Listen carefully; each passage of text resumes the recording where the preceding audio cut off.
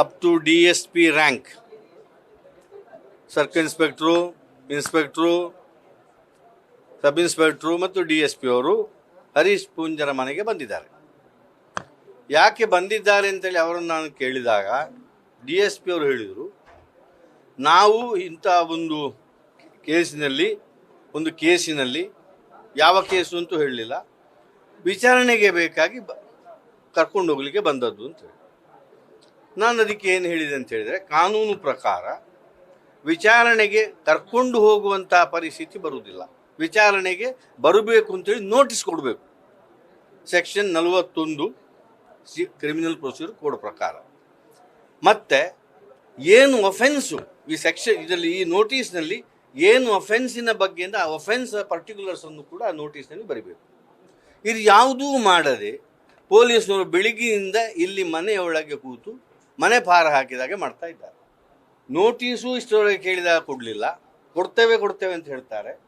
ಇದರ ಮಧ್ಯದಲ್ಲಿ ಒಂದು FIR ಮಾಡಿದ್ದು ನಮ್ಗೆ ಗೊತ್ತಾಯಿತು. ಆ FIRನಲ್ಲಿ ಒಂದು 504, 506, 148, 149 ಅಂತ ಹೇಳಿ ಒಂದು FIR ಮಾಡಿದ್ದಾರೆ.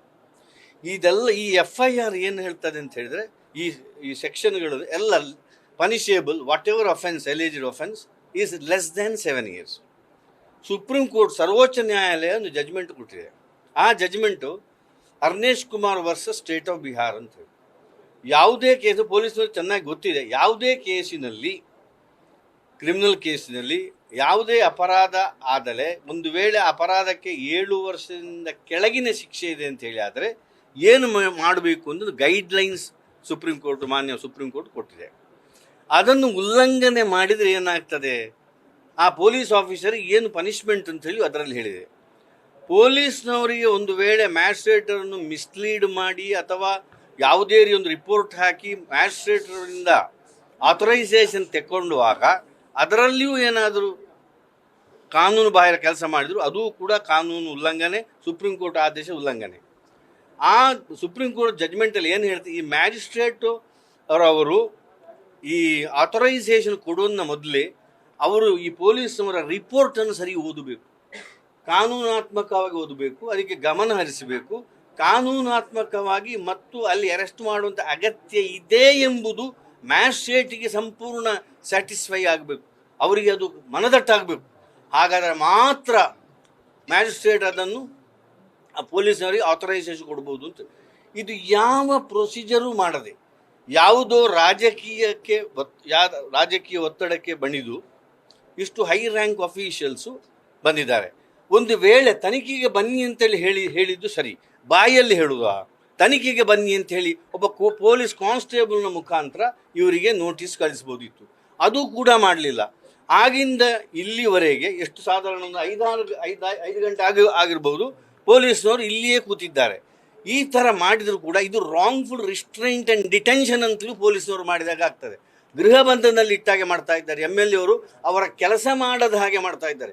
MLA ಅವರು ಅವರ ಕ್ಷೇತ್ರದಲ್ಲಿ ಏನೇನು ಕುಂದುಕೊರತೆಗಳಿಗೆ ಮಳೆ ಬರ್ತದೆ, ಬೇರೆ ಬೇರೆ ಕಾರಣಗಳಿಂದ ತೊಂದರೆಗಳಲ್ಲಿದ್ದಾರೆ, ಅದರ ಬಗ್ಗೆ ನೋಡದ ಹಾಗೆ ಮನೆಯಲ್ಲಿಯೇ ಕೂಡಿ ಹಾಕಿದಾಗೆ ಮಾಡಿದ್ದಾರೆ MLA ಅವರನ್ನು ಈ ಪೊಲೀಸ್ನವರು.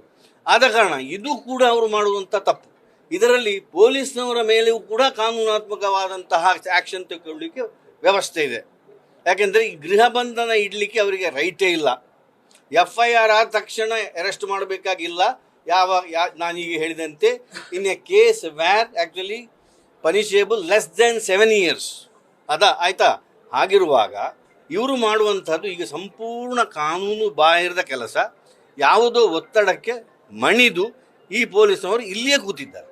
ಆದ ಕಾರಣ ಇದನ್ನು ಕಾನೂನಾತ್ಮಕವಾಗಿ ನಾವು ಹೋರಾಟ ಮಾಡ್ತೇವೆ. ಅವರ ಹತ್ರ ಈಗಲೂ ಕೂಡ ಕೇಳಿದ್ದೇನೆ, ನೋಟಿಸ್ ಕೊಡಿ, ತನಿಖೆಗೆ ಹಾಜರಾಗಬೇಕು, ನೋಟಿಸ್ ಕೊಡಿ ಅಂತೇಳಿ. ಈಗ ಫಾರ್ ಎಕ್ಸಾಂಪಲ್ ನಿಮಗೆ ಗೊತ್ತಿರ್ಬೋದು, ಕೇಜ್ರಿವಾಲ್ನ ಕೇಸಿನಲ್ಲಿ 9 ಸಲ ನೋಟಿಸ್ ಕೊಟ್ಟಿದ್ದಾರೆ, ಹೌದಾ? ಹಾಗೆ ಬೇರೆ ಬೇರೆ ಕೇಸಿನಲ್ಲಿ ರಾಜಕೀಯದವರಿಗೆ ನೋಟಿಸ್ ಕೊಡ್ತಾರೆ. ಹಾಗಾದರೆ ನೋಟಿಸ್ ಇಲ್ಲದೆ ಅರೆಸ್ಟ್ ಮಾಡಿದರೆ ಇಲ್ಲೀಗಲ್ ಅಂತ ಹೇಳೋದು ಸುಪ್ರೀಂ ಕೋರ್ಟ್ ಹೇಳ್ತದೆ. Detention or arrest should not be illegal. If it is illegal he shall be released on bail immediately ಅಂತ ಹೇಳ್ತದೆ. So all these things what they are doing absolutely ultra virus of law and constitutional provision and privilege to the representative of the people. So this is absolutely condemnable. ಏನು notice ಕೊಟ್ಟು ಹೋದ್ರೆ ಇವಾಗ ಮತ್ತೆ ಈಗ ಕೊಟ್ಟಿಲ್ಲ, ಇನ್ನು ಕೂಡ ಕೊಡ್ತೇವೆ ಅಂತ ಹೇಳ್ತಾರೆ, ಇನ್ನೂ ಕೊಟ್ಟಿಲ್ಲ.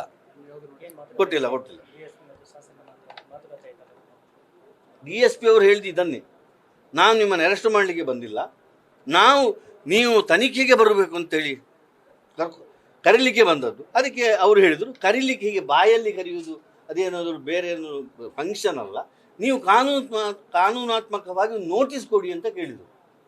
ಆಯ್ತು, ನಾನು ಕೊಡ್ತೇನೆ ಅಂತೇಳಿ ಹೊರಗಿದ್ದೆ. ಇನ್ನು ಇಷ್ಟರವರೆಗೆ ಇನ್ನೂ ಕೊಟ್ಟಿಲ್ಲ. ಈಗ ಸಾಧಾರಣ ಒಂದೂವರೆ ಗಂಟೆಯಿಂದ ಮೇಲಾಯಿತು, ಇನ್ನೂ ಕಾನೂನಾತ್ಮಕವಾಗಿ ನೋಟಿಸ್ ಕೊಡ್ತೇನೆ ಅಂತ ಹೇಳಿ DSP ಅವರು ಇನ್ನೂ ನೋಟಿಸ್ ಕೊಟ್ಟಿಲ್ಲ. ನ್ಯೂಸ್ ಫಸ್ಟ್, ನಿರ್ಭೀತಿಯಿಂದ ನಿಮ್ಮ ಪರವಾಗಿ.